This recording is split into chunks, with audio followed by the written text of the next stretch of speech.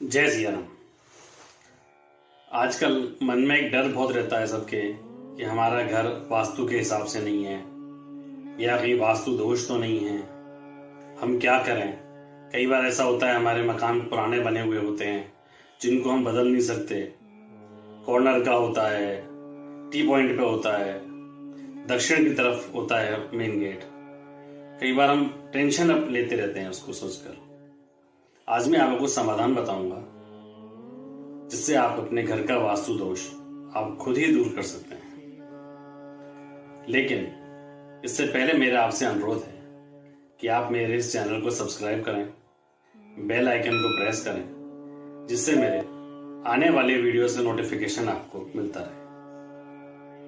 अब मैं आपको कुछ वास्तु दोष के उपाय बताऊंगा।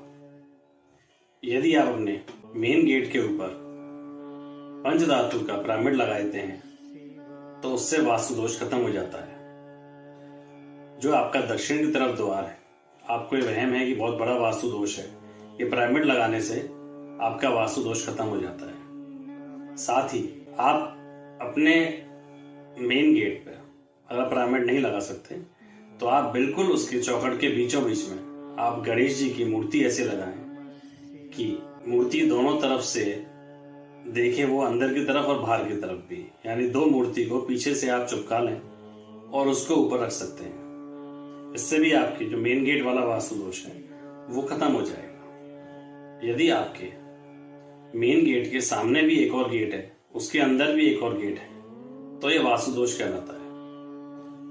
यानी एक सीध में 3 गेट नहीं होने चाहिए।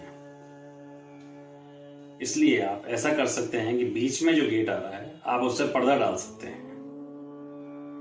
जिससे आप उसका विजन रोक दें और वास्तु दोष आपका खत्म हो जाए। यदि घर के किसी भी स्थान पर वास्तु दोष निर्मित हो रहा है, आप कपूर की 2 टिकिया वहां रख दें। जब वो खत्म हो जाए, टिकिया गल जाए, आप उनकी जगह दूसरी नई टिकिया रख दीजिए। इससे वास्तु दोष खत्म होता है। यदि आपके घर में ईशान कोण में बाथरूम बन गया है तो ये बहुत बड़ा वास्तु दोष है। इसके लिए आप उस बाथरूम के एक कोने में एक कांच की कटोरी ले लें, एक बाउल ले लें, उसमें साबुत नमक भर के रख दें। हर 2-3 महीने में उसको बदलते रहें। और साथ ही बाथरूम में नहाने के लिए जो बाल्टी का इस्तेमाल करें वो नीले रंग की रख दें। इससे वास्तु दोष में आराम मिलेगा। वैसे तो घर का बेडरूम दक्षिण पश्चिम दिशा में होना चाहिए, पर आजकल फ्लैट सिस्टम है, हम उसमें चेंज नहीं कर सकते कुछ भी। गलती से भी अगर आग्नेय कोण में आ गया है तो आप अपना सिरहाना आप पूरब की तरफ रखें या दक्षिण की तरफ रखें, और पूर्व वाली दिशा में जो दीवार है उस पर आप एक शांत समुद्र, लहरें नहीं हो उसमें, उसका फोटो लगा सकते हैं।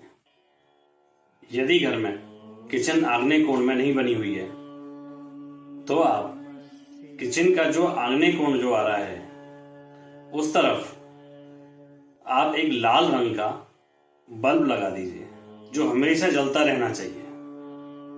इससे किचन का वास्तु दोष खत्म हो जाता है। इसके साथ ही घर में कभी भी बंद घड़ियां नहीं होनी चाहिए और कोई भी कबाड़ा घर के अंदर नहीं होना चाहिए।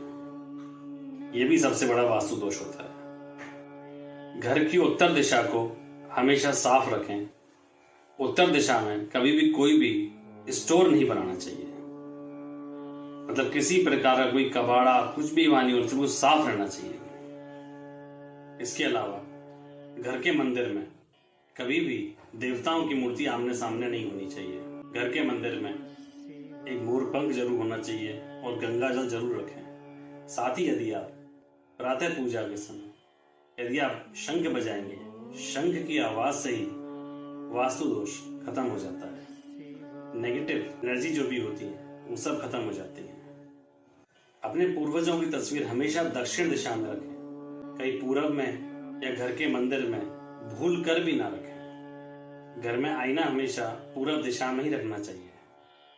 वास्तु शास्त्र के अनुसार किचन के गेट के सामने कभी बाथरूम का गेट नहीं होना चाहिए, इससे नेगेटिव एनर्जी आती है।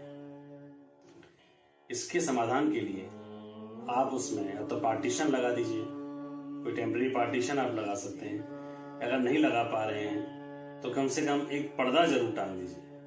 इसके अलावा आप ये भी ध्यान रखें, आपके घर के किसी भी दरवाजे या खिड़की को खुलने और बंद होते वक्त किसी प्रकार की कोई आवाज नहीं आनी चाहिए। यदि किसी भी प्रकार की कोई भी आवाज आती है, आप तुरंत उसका समाधान करें, उसमें आप तेल डालें जिससे वो आवाज आनी बंद हो जाए। यदि संभव हो सके तो घर के मेन गेट के दोनों तरफ अशोक के पेड़ लगाएं और घर का स्टोर आप हमेशा पश्चिम दिशा में बनाओ। रोजाना सुबह घर में गायत्री मंत्र का जाप होना चाहिए।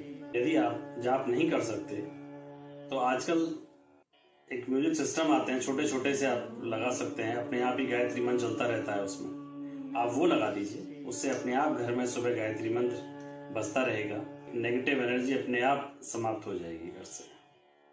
इसके अलावा वास्तु संबंधी कोई भी आपको जानकारी चाहिए या कोई भी आपको परेशानी हो रही है, आप ऊपर दिए हुए नंबर पर संपर्क कर सकते हैं या नीचे दिए हुए डिस्क्रिप्शन में वेबसाइट के माध्यम से भी आप हमसे संपर्क कर सकते हैं। जय सिया राम।